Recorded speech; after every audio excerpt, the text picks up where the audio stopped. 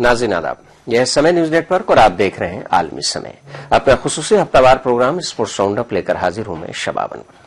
नाज़रीन, आज के इस प्रोग्राम में जो दोनों सेगमेंट्स है उन दोनों का ताल्लुक जो है जम्मू कश्मीर से है। आमतौर से स्पोर्ट्स के हवाले से जम्मू कश्मीर से बहुत कम खबरें आया करती हैं, लेकिन जब से परवेज रसूल कौमी टीम का हिस्सा बने उसके बाद लगातार जम्मू कश्मीर क्रिकेट में खासतौर से अगर कहा जाए तो काफी तरक्की हुई है। और जैसा कि आप जानते ही हैं कि एक बहुत बड़ा उलटफेर करते हुए रणजी ट्रॉफी में 40 बार की चैंपियन मुंबई को हराकर जम्मू कश्मीर की टीम ने उलटफेर किया है और उसमें जाहिर सी बात है टीम के कप्तान परवेज रसूल का भी अहम रोल था। ये तो थी एक मुस्बत बात, लेकिन इसी प्रोग्राम के दूसरे हिस्से में एक मनफी बात भी करेंगे जो कि कश्मीर के सैकड़ों हजारों क्रिकेटरों को मायूस करने वाली भी है। और वो ये है कि इंतखाबी रैली जो जिस स्टेडियम में नरेंद्र मोदी ने की थी, उस रैली जिस स्टेडियम में हुई थी शेर कश्मीर स्टेडियम, वो जम्मू कश्मीर का वाहिद इंटरनेशनल स्टेडियम है और दीगर खेल मुकाबलों खासकर क्रिकेट की बात की जाए काफी नाराजगी लोगों में है। तो एक तरफ जहां पर खुशी है टीम रणजी ट्रॉफी जीतने की, खास करके मुंबई पहला मुकाबला हुआ था मुंबई और जम्मू कश्मीर का, और ये पहली मर्तबा ऐसा हुआ। हमारे एक्सपर्ट से हम इसके बारे में ज्यादा बातचीत करेंगे कि किस तरह से जम्मू कश्मीर की टीम ने जेर किया मुंबई को टीम के। लेकिन एक मनफी बात यह है कि जम्मू कश्मीर में क्रिकेट एक तरफ आगे बढ़ रही है, दूसरे से स्टेडियम को और स्टेडियम के पिच को मिसमार करके जो नौजवान क्रिकेटर हैं उनकी हौसला शिकनी की जा रही है। और इन दोनों मौजूदात पर बातचीत करने के लिए स्टूडियो में एक मरतबा फिर हमारे साथ मौजूद हैं दो सीनियर स्पोर्ट जर्नलिस्ट फजल इमाम मलिक और मंसूरुद्दीन फरीदी साहब। आपका इस्तकबाल है आलमी समय के स्टूडियो में। और नाज़रीन, इसके अलावा हम फोन लाइन्स पर भी कुछ लोगों से बात करेंगे। तो आइए शुरू करते हैं स्पोर्ट्स राउंडअप। रणजी ट्रॉफी में एक बड़ा उलटफेर हुआ है। जैसा कि आपको मालूम है, जम्मू कश्मीर की टीम ने 40 बार की चैंपियन टीम मुंबई को हरा दिया है और मुंबई के वानखेड़े स्टेडियम में यह मैच खेला गया था। और हम बता दें कि 237 रन के हदफ का पीछा करते हुए जम्मू कश्मीर की टीम ने इस मैच को 4 विकेट से जीता है। और खास बात यह रही कि टीम के ओपनर शुभम खजूरिया, जो पिछले प्रोग्राम में हम इनकी बात कर रहे थे, और कप्तान परवेज रसूल ने कई अहम इनिंग खेली और टेलेंडर्स ने भी काफी अच्छे स्कोर्स बनाए, जिसके सबब ये जीत हासिल हुई। और सबसे अहम बात यह है कि पहला मौका ऐसा है कि जब मुंबई रणजी ट्रॉफी का पहला ही मैच हारी है, और ये पहला मौका ऐसा है जब मुंबई और जम्मू कश्मीर के बीच रणजी ट्रॉफी का मुकाबला हुआ था और रणजी ट्रॉफी की जो जम्मू कश्मीर की टीम थी उसने कामयाबी हासिल कर थी। इसके बावजूद कि सैलाब आने के सबब मैदान खेलने के लायक नहीं था, जम्मू कश्मीर क्रिकेट एसोसिएशन ने मोहाली में मैदान लिया था किराए पर, वहां पर तैयारी हुई, लेकिन कुल मिलाकर काफी कम वक्त मिला था। हम जानना चाहेंगे अपने दोनों एक्सपर्ट्स से, और फिर इससे पहले कि हम आपको अपने एक्सपर्ट्स के पास ले जाए, हम ये बताने की कोशिश करेंगे कि किस तरह से वहां पर जो मैच खेला गया और उसमें किस तरह से जम्मू कश्मीर की जीत हुई और उसमें खिलाड़ियों और दूसरे एक्सपर्ट ने तारीफ की। सचिन तेंदुलकर ने मुंबई टीम से मुलाकात की खासतौर से और जम्मू कश्मीर की टीम के खिलाड़ियों से मुबारकबाद दी, और उन्होंने कहा कि जम्मू कश्मीर के खिलाड़ियों ने गर्चे उनकी टीम मुंबई को हराया है, लेकिन वो मुबारकबाद के मुस्तहक हैं। और इसके अलावा भी और बहुत सारी चीजें हैं जो कि जम्मू कश्मीर क्रिकेट टीम से वाबस्ता हैं, हम आपको लगातार बताएंगे। शुरुआत करते हैं अपने एक्सपर्ट से। फजल इमाम मलिक साहब, ये जो जीत हुई है जाहिर सी बात है जम्मू कश्मीर के लिए एक तारीखी जीत है, और जिस तरह के खिलाड़ियों का हम जिक्र पहले प्रोग्राम में भी कर रहे थे, परवेज रसूल को जब प्रोबेबल्स में शामिल किया गया था तो आपने जिक्र किया था कुछ खिलाड़ियों का और उन्होंने रणजी ट्रॉफी में अपना जलवा दिखाया। नहीं, देखिए शबाब साहब, मुझे बहुत ज्यादा हैरत इसलिए नहीं हुई कि पिछला सीजन अगर आप देखिए जम्मू कश्मीर का, तो जम्मू कश्मीर पिछले सीजन में जिस तरह का ग्राफ उनका ऊपर उठा है, उससे जाहिर है वो किसी भी टीम को हरा सकती है। उसने मुंबई को हराया, 40 बार की चैंपियन है मुंबई की टीम भी उतार चढ़ाव से गुजर रही है, लेकिन जम्मू कश्मीर में की टीम इस बार जो जीत वो कई तरीके से, अगर आप पिछला रिकॉर्ड देखिए पिछले सीजन में, पिछले साल ग्रुप सी में उसने 8 में से 4 मैच जीते थे। उसने गोवा को हराया था, केरल को हराया था, आंध्र प्रदेश को हराया था। इस वक्त ज्यादा अहमियत दी जा रही है क्योंकि हालात काफी खराब नहीं, हालात वहां चूंकि बाढ़ के मौसम में शुभम खजूरिया जिसका जिक्र पिछली बार भी किया था हम लोगों ने कि Shubham Khajuria under-19 India team में खेले, अंडर-19 टीम से उन्होंने कूच बिहार ट्रॉफी में 10 सेंचुरी मारी। इस बार भी बॉम्बे के खिलाफ पहली इनिंग में उनकी सेंचुरी, मुझे लगता है कि कंसंट्रेशन उसकी ये थी कि बैटिंग दोनों इनिंग में उन्होंने बहुत अच्छी की, और परवेज रसूल की गेंदबाजी हम लोगों को ज्यादा हम लोग उसकी जिक्र करते रहे, लेकिन इस मैच में आप देखिए कि उमर नजीर और रामदयाल दो ऐसे गेंदबाज सामने आए जिन्होंने मुंबई की टीम को तहस नहस करके रख दिया दोनों इनिंग्स पे। दोनों ने बहुत शानदार गेंदबाजी की और दोनों इनिंग में शुभम खजूरिया एक तरह से हीरो बन के उभरे। उन्होंने पहली इनिंग में सेंचुरी मारी, दूसरी इनिंग में, जबकि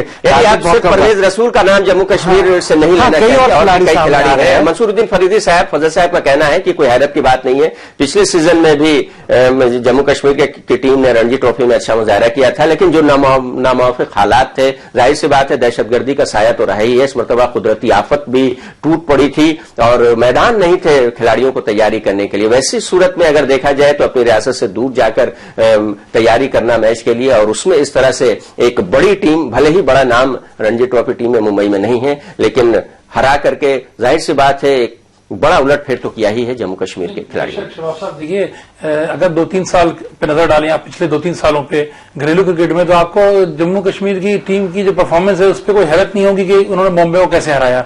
ये उनका ग्राफ ऊपर जा रहा था। और सवाल ये, 2 महीने पहले इन्होंने पिछले साल रणजी ट्रॉफी में क्वार्टर फाइनल तक गए, इस साल इन्होंने अभी 2 महीने पहले विजय हजारे ट्रॉफी में इन्होंने दिल्ली को हराया 2 महीने पहले, तो इनकी परफॉर्मेंस बहुत अच्छी थी। सवाल यह है कि इनके जीतने में हैरत नहीं होनी चाहिए। सबसे बड़ी अच्छी खबर बात यह थी कि इन्होंने जिन हालात का सामना किया और उसके बाद इन्होंने मैच जीता, ये बड़ी चीज है। क्योंकि देखिए बॉम्बे के बाद हर फैसिलिटीज थी, हर सहूलत थी, लेकिन इनको सैलाब के बाद जो 2 ग्राउंड थे जहां रणजी ट्रॉफी के प्लेयर्स प्रैक्टिस करते थे वो बह चुके थे, तो इन्होंने नागपुर में रहकर प्रैक्टिस की है। और ऐसे हालात में जब सारे खिलाड़ी किसी न किसी टाइम रेफ्यूजी कैंप में रहे हों, वो नागपुर पहुंच के प्रैक्टिस की उन्होंने और फिर ये मैच जीता है, तो एक बहुत बड़ा मतलब मिसाली जीत है, जिसे हम कह सकते हैं कि मिसाली जीत है। स्ट्रगल किया पूरा उन्होंने। फरीदी, शुभम खजूरिया का जिक्र मैं इसलिए कर रहा हूं कि उन्होंने जिस तरह की इनिंग खेली, उसके बाद जब मैच जीतने के बाद उनसे पूछा गया तो उन्होंने कहा कि मैं 6 दिन मैं मेरे घर में से बाहर रहा, मैं सड़कों पर सोया, मैं भूखा रहा। लेकिन देखिए होता है कि कुव्वत इरादी जब होती है, जब कुछ करने का जज्बा होता है, आप देखिए कि स्टेट एसोसिएशन बहुत ज्यादा नहीं कर रही है जम्मू कश्मीर का, जिसका जिक्र हमने पिछली बार भी किया था कि स्टेट एसोसिएशन को जिस तरह से आगे आना चाहिए वहां ये बात करते हैं फजल साहब, चूंकि हमारे नुमाइंदा सनम तसद्दुक को श्रीनगर से फोन लाइन पर है, उनसे जानना हम चाहेंगे कि किस तरह का माहौल है वहां पर।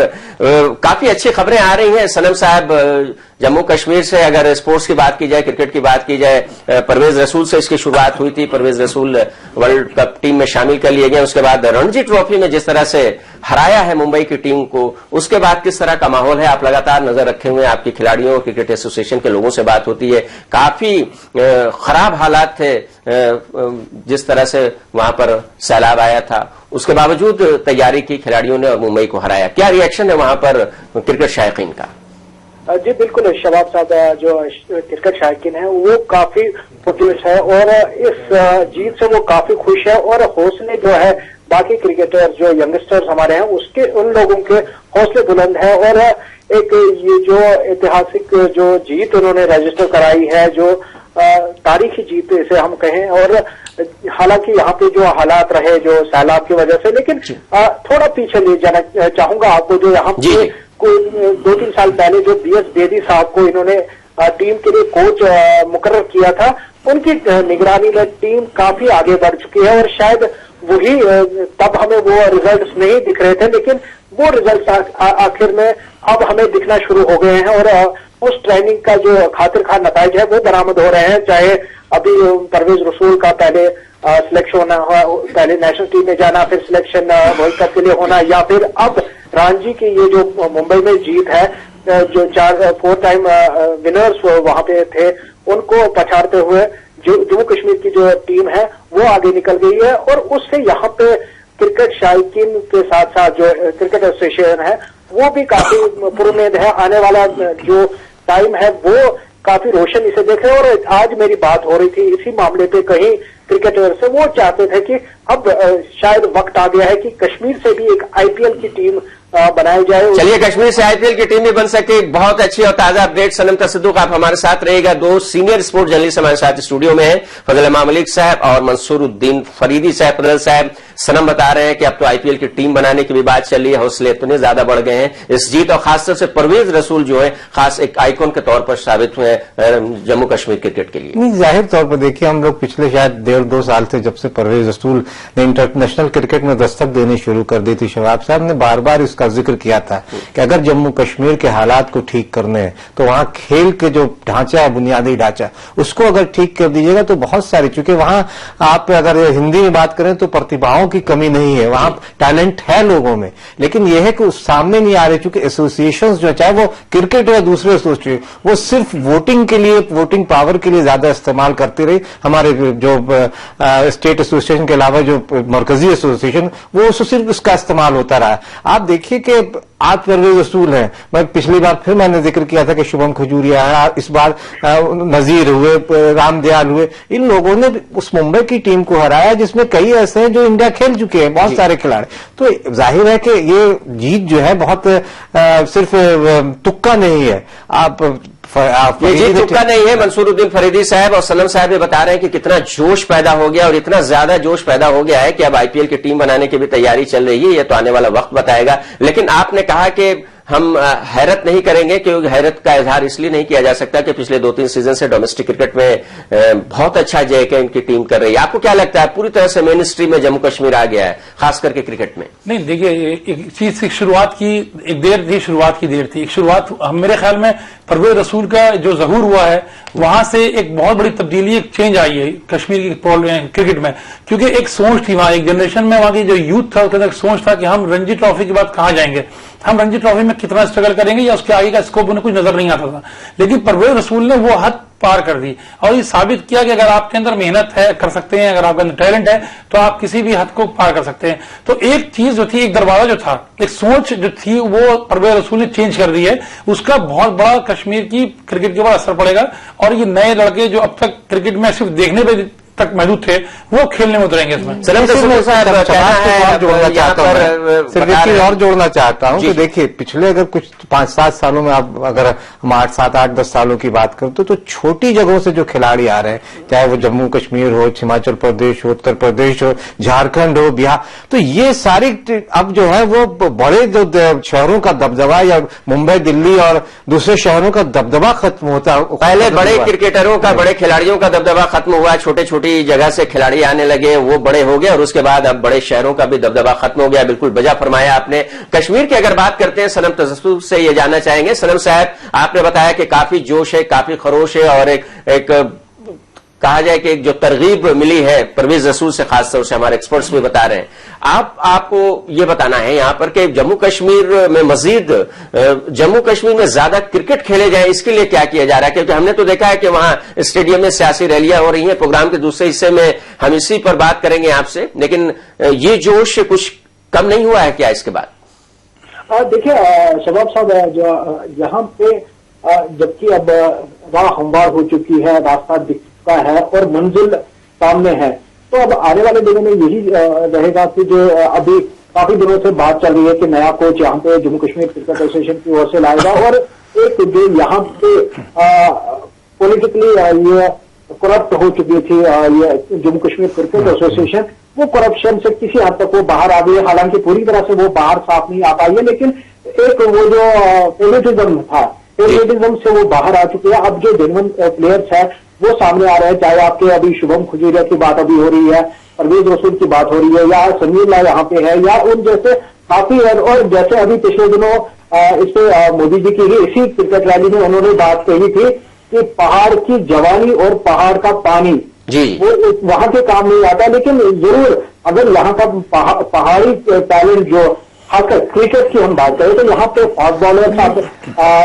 पैदा कर सकते हैं और ये काफी जो यहाँ का पहाड़ी इलाका में जो बॉलर्स है वो फास्ट बॉलर्स आप बना सकते हैं। पहाड़ की जवानी और पहाड़ का पानी, एक बहुत अच्छी बात आपने कही है और ये बहुत जोश और खरोश की बात है, बहुत खुशी की बात है। लेकिन सनम तजस्सुर साहब, आपका वक्त थ्रू आया है इसी प्रोग्राम के लिए और हम दूसरे सेगमेंट में भी बात करेंगे कि जब दूसरे सेगमेंट में मामला पूरा उलट जाएगा कि किस तरह से मायूसी वहां के लोगों को हुई है, किस तरह से स्टेडियम में सियासी रैली हुई, जो खास स्टेडियम था।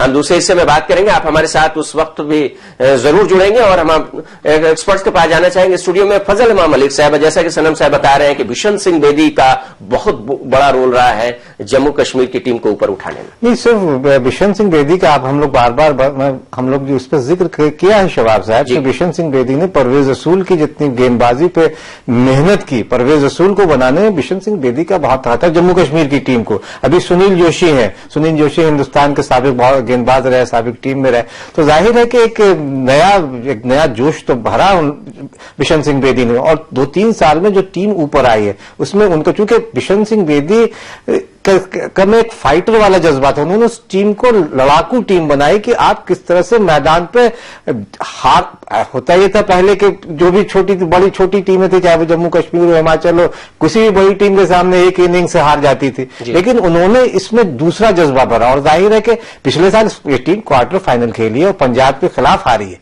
और अब हमारे पास वक्त ब्रेक पर जाने का हो गया है, हम आखिरी मुख्तसर सवाल करेंगे, मुख्तसर जवाब भी चाहेंगे कि क्वार्टर फाइनल तक का सफर तय हो चुका है। अब अगला निशाना जो होगा जम्मू कश्मीर की टीम का, मंसूर साहब, वो रणजी ट्रॉफी जीतने का होगा। आपको क्या लगता है कितना जल्दी देखने को मिलेगा? नहीं, देखिए बहुत जल्दी इसमें हम नहीं कह सकते, क्योंकि देखिए क्वार्टर फाइनल का सफर के तो आगे जैसे जैसे स्टेप बढ़ेंगे इनके, वो मुकाबला टफ भी होता जाएगा ग्रुप वाइज इनके।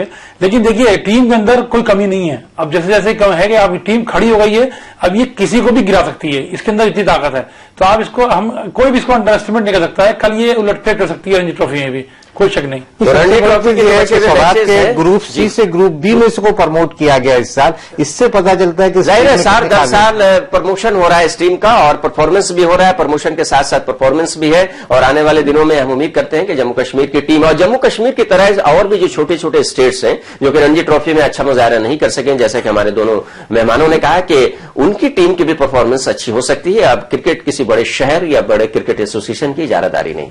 फिलहाल वक्त हो गया ब्रेक का, दोनों मेहमान हमारे साथ मौजूद रहेंगे। ब्रेक के बाद जब लौटेंगे तो उसी जम्मू कश्मीर में क्रिकेट और क्रिकेटरों की हौसला शिकनी का जो कदम उठाया गया और पूरे मुल्क में जिस तरह से स्टेडियम में सियासी रैली करके खेल को कुचलने की कोशिश की गई है, उस पर हम बात करेंगे। फोन रोकते हैं।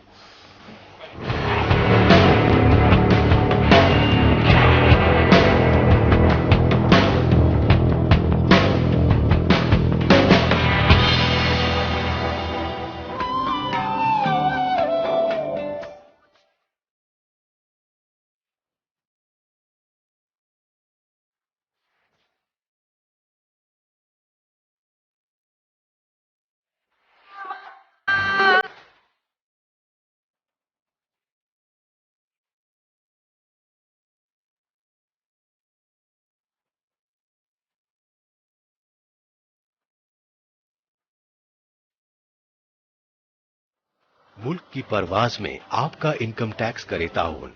अपना पेशगी टैक्स अदा करें इस महीने की 15 तारीख तक।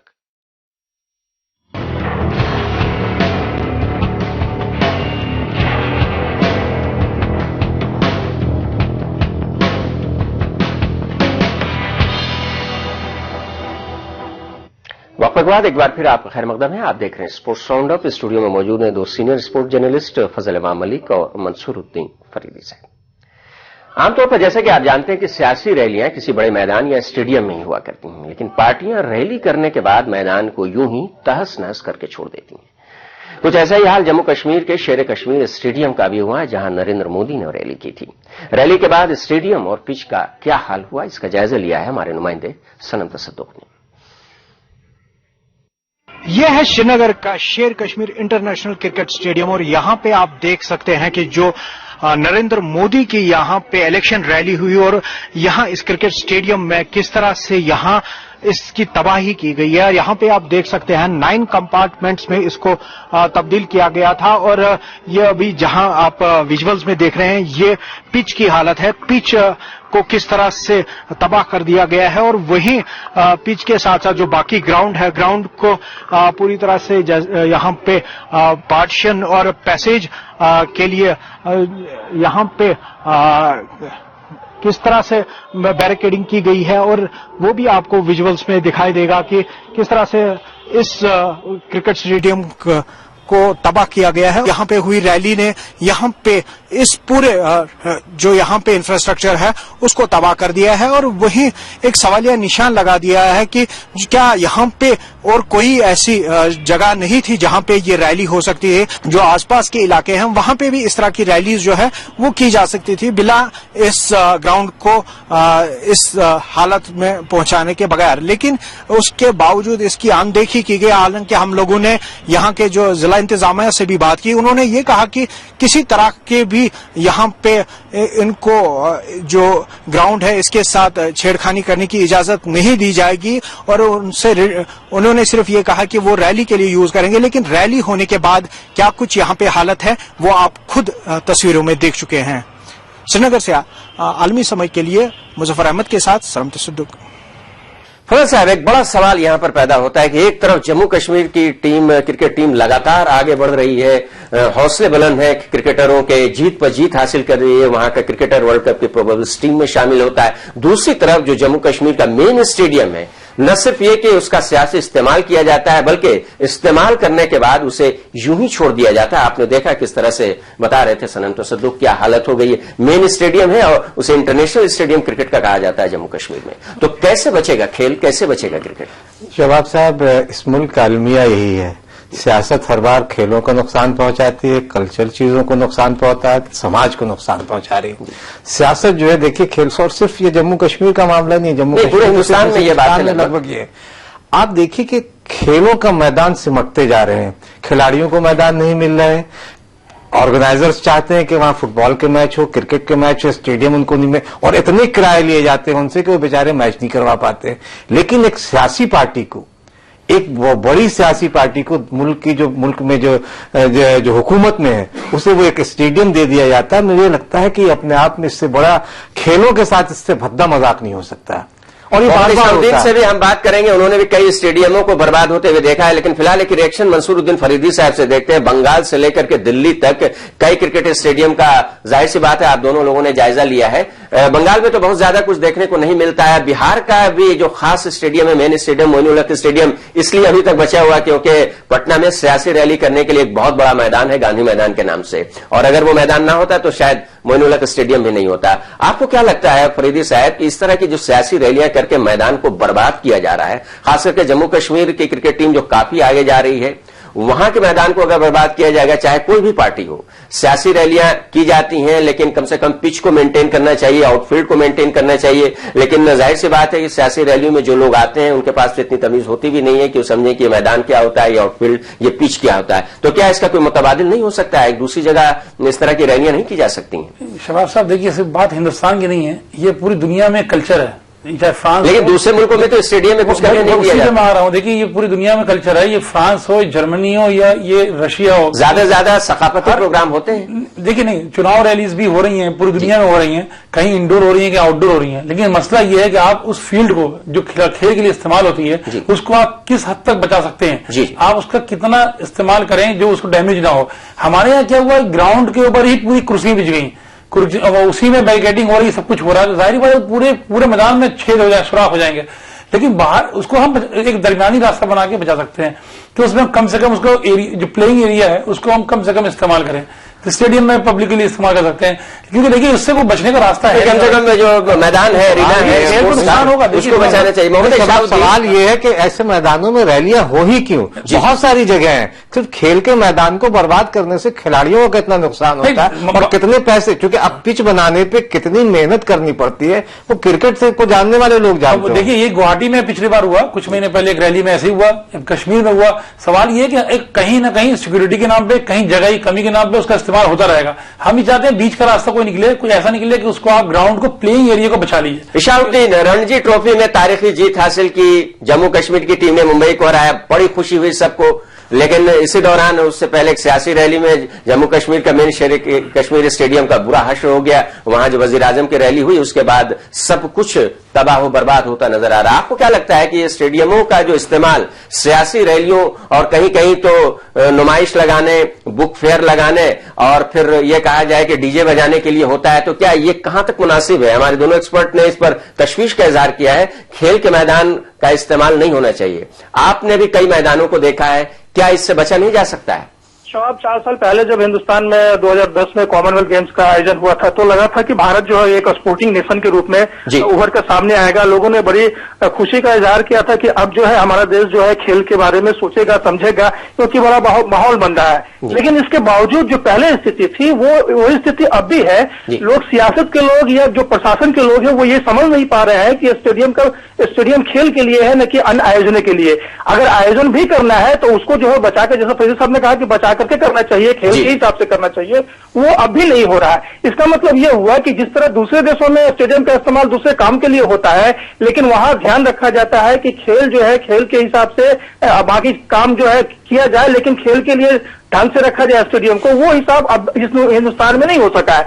मतलब ये हुआ कि अभी भी हिंदुस्तान में जो लोग समझते हैं स्पोर्ट्स प्रायोरिटी में नहीं है अभी भी हमारे कंट्री में, जबकि स्पोर्ट्स में हमारे खिलाड़ी न सिर्फ क्रिकेट बल्कि तकरीबन सभी खेलों में बहुत अच्छा मुजाहरा कर रहे हैं। आप हमारे साथ रहिएगा इशाउद्दीन फजल साहब। प्रायोरिटी में स्पोर्ट्स नहीं है, घुमा फिरा का बात यहीं पर सामने आती है। अगर स्पोर्ट्स प्रायोरिटी में होता और स्पोर्ट्स को संजीदगी से लिया जाता तो इस तरह की बातें देखने को नहीं मिलती। नहीं शबाब, देखिए सही है कि इस तरह संजीदगी से खेलों को लिया जाता तो दिल्ली में आज फुटबॉल खेलने के लिए मैदान होते हैं। हैदराबाद जो कभी मरकज था फुटबॉल का, आज वहां फुटबॉल खेलने के लिए जगह नहीं है लोगों को मिल रही। तो मैदान कम होते गए और मैदान जो बचे हैं उनमें अगर इस तरह सियासी जलसा हो और मैदान को नुकसान पहुंचे तो ये मुझे लगता है कि ये खेल से बड़ा खिलवाड़ कुछ नहीं है। सनम तसद्दुक साहब, आपने पूरी रिपोर्ट दिखाई वहां पर की क्या हालत है, लोगों में क्या रिएक्शन है खिलाड़ियों में। सनम तसद्दुक श्रीनगर से हमारे साथ है। जी शबाब साहब, देखिए जैसे अभी आपने देखा यहाँ पे कि जो वजीर आजम ने 8 तारीख को यहाँ पे रैली की, लेकिन जो हमारी यहाँ की पीपुल्स डेमोक्रेटिक पार्टी पीडीपी मुफ्ती मोहम्मद सईद की भी जो जमात है, हालांकि उस दिन उन्होंने काफी इसके नुक्ताचीनी की और एक गलत इसे ठहराया कि ये गलत हुआ है। लेकिन 11 तारीख को उन्होंने भी इसी मैदान में एक और रैली कर दी और एक रीत नहीं बना दी है कि जो इस क्रिकेट स्टेडियम को खेल के लिए नहीं अब पॉलिटिक्स के लिए इस्तेमाल हो रहा है, पॉलिटिकल रैलीज के लिए इस्तेमाल किया जा रहा है। और लोगों में खासकर जो क्रिकेट के जो शौकीन है या क्रिकेटर्स है वो काफी नाराज है इस चीज से। और उनका ये कहना है कि जो यहाँ पे सैलाब आया था, सैलाब ने तो यहाँ पे तबाही कर ही दी और रही सही कसर पूरी कर दी गई सियासी रैली ने। हमारे पास वक्त की कमी है। सनम तसद्दुक साहब, आपने बहुत तफसील से वहां के हालात बताए हैं, हम आपका शुक्रिया अदा करेंगे। मोहम्मद इशाउद्दीन से भी हम ज्यादा बात नहीं कर सकते, हम उनका भी शुक्रिया अदा करेंगे। और आखिर में मंसूरुद्दीन फरीदी साहब से जानना चाहेंगे कि आखिर इस मसले का हल क्या है। अगर